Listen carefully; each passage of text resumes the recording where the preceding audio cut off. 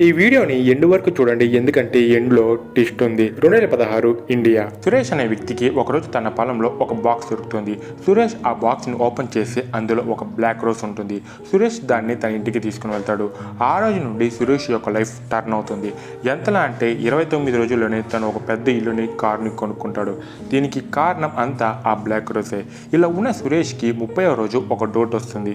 అసలు ఇన్ని రోజులు ఈ పువ్వు ఎందుకు వాడిపోకుండా ఉంది? ఇది రావడం వల్ల నాకు అదృష్టం ఎలా వచ్చింది అని తను ఆ ఫ్లవర్ గురించి ఇంటర్నెట్లో సెర్చ్ చేస్తాడు. అప్పుడే సురేష్కి పెద్ద షాక్. ఈ పువ్వుని చాలా సంవత్సరాల క్రితం కొంతమంది అఘోరాలు వాళ్ళ శక్తితో సృష్టించారు.